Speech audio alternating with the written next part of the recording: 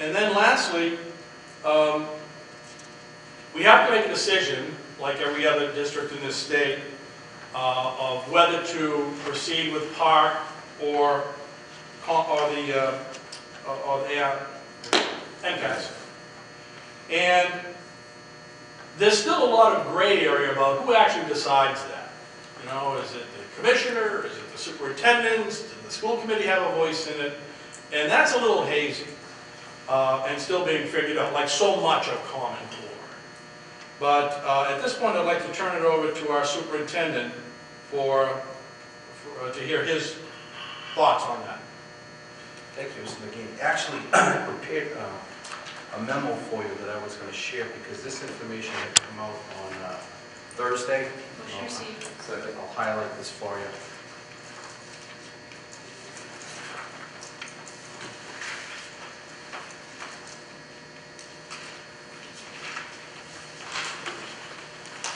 Thursday afternoon, I received an email from the Commissioner's office.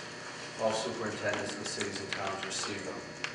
They talked about a selection process for the spring 2015 test.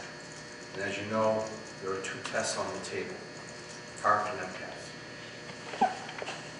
There are requirements that I have as a superintendent to be able to file an intention by some dates. As you can see here in the bullets, starting tomorrow, we are supposed to receive instructions on how to make our choice. From mid to late May, there are information sessions. There's 3 of them, actually 1 local one also, drive-ins they call them, where we get to sit so we can make some decisions in regards to that information. We will have representation there. Starting tomorrow also, we have the ability to register for our early decision. By Monday the 30th of June, that's the deadline for the early submission. And the drop dead date for us to decide is Wednesday, October 1st. As I mentioned, I'm required to submit a intention. As you know, we've been talking much about this in the district. The leadership team has spent many hours talking about the test going back 2-3 years ago, anticipating it. As you know, we selected to take the PARCC test this year. We were able to get some good information. It was a good call to do that because we were able to see some of the items in the PARCC test. Some of those items alerted us, I will tell you that. But Friday morning, we had a long discussion about this, the leadership team. And we are leaning, and actually unanimously, would like to go forward with having the MCAS next year. Some of the bullet points that came out from the discussion I want to share with you that came from the principals and our leadership team. I think that first bullet that's listed here is vital. I'm not sure if you know this, but if we elect to do the PARCC next year, that we are held harmless if the results are poor. That happens similar in New York State. Actually, you're held harmless for 2 years. There's absolutely no accountability. What makes me proud to work here and work with the leadership team is right away we all said we want that accountability. If we're going to have a test, we want to be accountable to the test. We'll take that responsibility. That was the main item that we moved towards MCAS. There were many, many bullets, but here are a few more. We felt that MCAS provides a level of correlation to our aligned curriculum that our district, especially our teachers, have worked hard at over the past couple of years. We don't want to get away from that. Our use of data to drive instructional decisions is better suited with the MCAS exam. It gives us truer data to make those instructional decisions, and hopefully we will see some of those results in August when the test comes up, especially in math. And the last bullet, which is mystifying. Under the statute, MCAS is a graduation requirement. We've gotten no guidance. So when we have the drive-ins, one of the things I want to hear is, who's changing the law?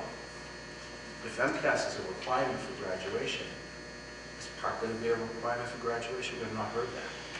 So I think that's a large question. You know, we would love to get the teaching staff to look at this, give them some feedback, but I'm going to tell you, right now is not the right time. They're too busy with testing, MCAS testing this week, and plenty of other activities. We are strongly in favor of going in the MCAS direction. As Mr. McKean had mentioned, we've seen it through my listserv, there's a question of who makes that call. In my opinion, I think we always do things collaboratively. I welcome your feedback. I'm telling you that the administrative team feels it's best to continue with MCAS. Based on what we were able to see in the ELA PARCC, math is coming up. Not too good about some of the things we've poked around with. Our teacher feedback informal doesn't look too good with that also.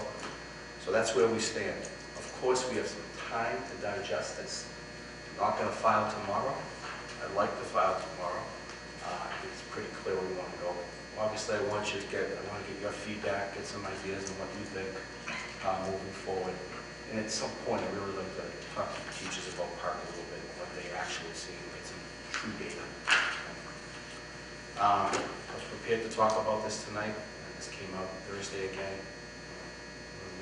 Two members of the leadership team are here. We spent some time Friday talking about this. Through the chair? Would members of the leadership team care to speak on this, or? I could just add that. Would you grab this one?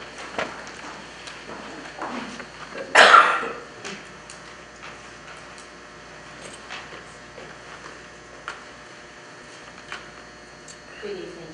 I can just add that one of the things that we talked about as a leadership group was that we felt it was important to make a decision sooner rather than later, because it's a huge distraction to have both of those things pulling at us, at the teachers, parents, students.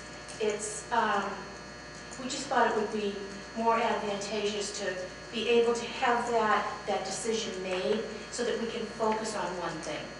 And that's really important. So that was one of the reasons we thought it was important to make the decision. Mr. Chairman, I'd like to make a motion. It may only be ceremonial because, as the superintendent has said, it's not even clear whose authority this falls under. But I certainly don't think it could do any harm for a motion to be made to support the superintendent's decision to go with MCAS rather than PARCC in 2015. So. Second. Yeah, I think it's wise for the superintendent to put that in there. And let's make no mistake about it.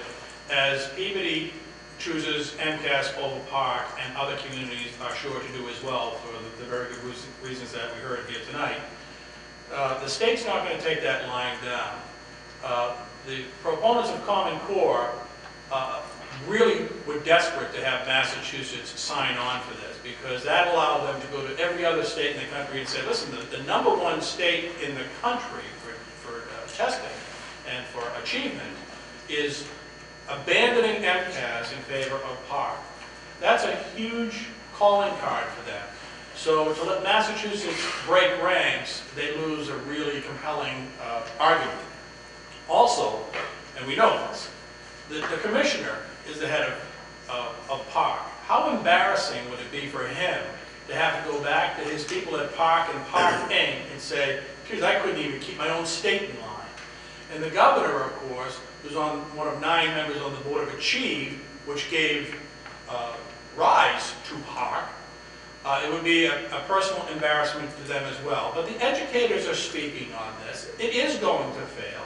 Not just because I don't like it, because it doesn't make any sense. This thing is so not ready for prime time, it's almost laughable. The concept that we don't even know who's in charge of agreeing to it, right? how they didn't say, let's do one state or a group of states or those lowest performing states and see how it works, work the bugs out, is ridiculous. They will, and I agree with you, Superintendent, they will first try to bribe and coerce, as they did with Race to the Top money, communities to stay with PARCC. I'm sure they'll put some money on the table. When that doesn't work, and it won't, then they will try to penalize us, and that will happen. And guys, when that happens, that's when we should be absolutely 100% positive that this is the correct decision. This is not a way to run our local public schools. Yes, Mr. Hawkins. Thank you.